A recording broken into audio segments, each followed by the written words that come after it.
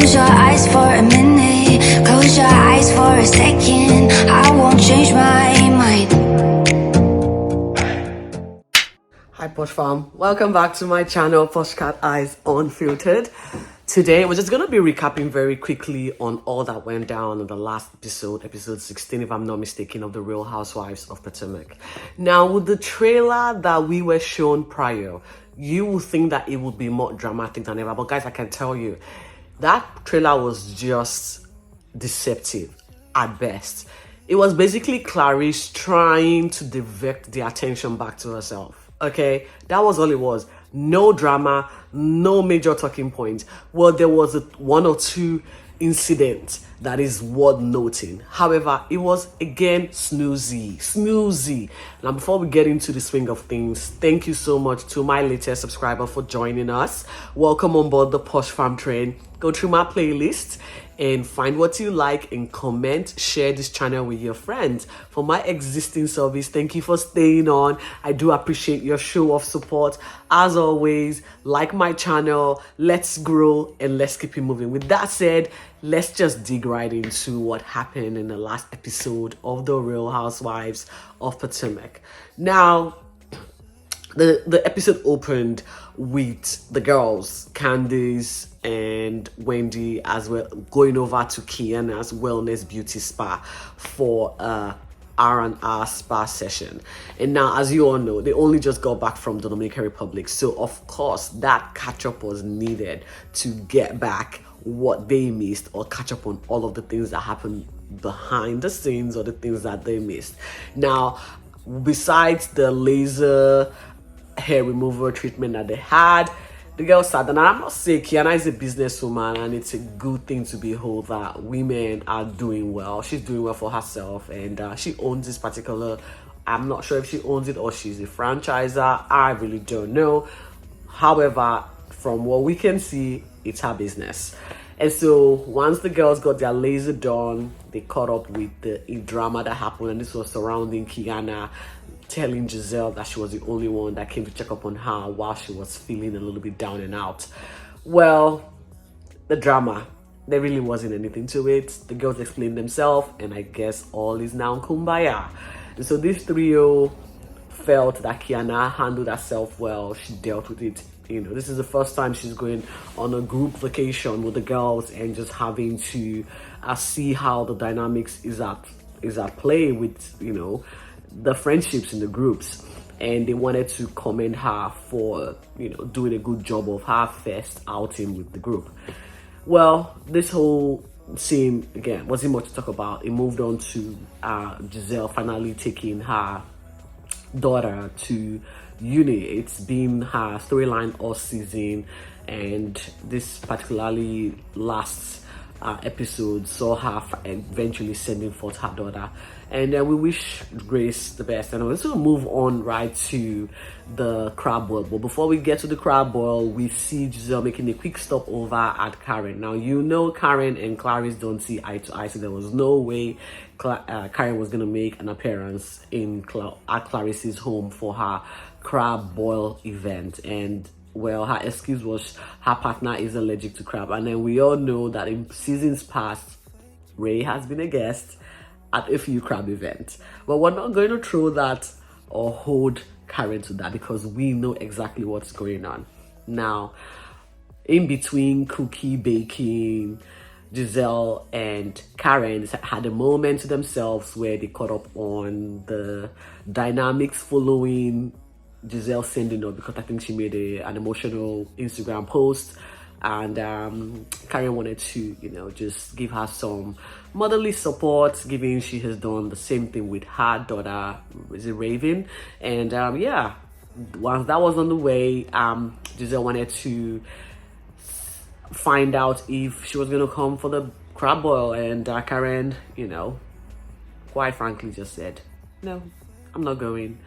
Giselle tried to sell her into the fact that Jacqueline, which was, you know, rumored to be the main event of the night, was going to make an appearance. And Karen was like, yeah, nah, I'm not going, you know. And that was it. So Giselle made the way to this event all by herself. Now, to the main event. And if If the weather was any indication of how this was going to go down, I would have said, guys, listen, the universe is giving you guys clue. Abort mission.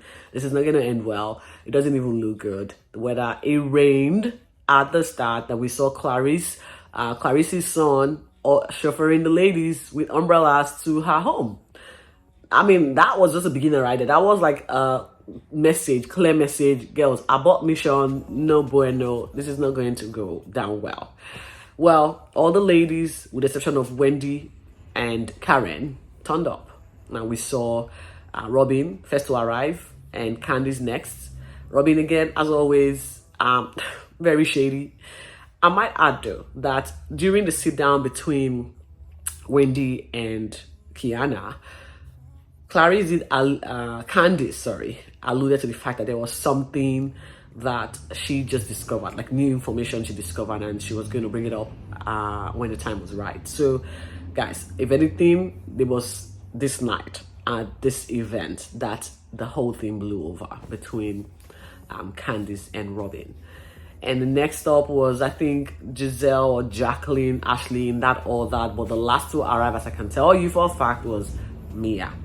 Now, everyone was gearing for a drama between Jacqueline and Mia. Or was the last to arrive Neka? Yeah, she pretty much was. See, I totally forgot Neka is still in the show. Yeah, she was the last to arrive this particular event, Neka. She came with her sash and her new made-up title. Like I said, there's nothing to talk about there, you know. She is really reaching. I would give her that, but there was just nothing to talk about. And so the ladies sat down for this particular crab that we now know wasn't as tasty or delicious as was advertised. So not only was the crab not edible or edible to the palate of the ladies, the whole event was just downright unnecessarily arranged or organized, because we saw Jacqueline coming and we were gearing for a fight match between Jacqueline and Mia, but it soon turned out that those two just wanted to see each other iron out their differences and move on, and that they did, because they had a private sit down where they both just relayed and held each other's heart. And I guess they are going to try and find a space to heal the wound. 30 years of friendship is not a joke, you know.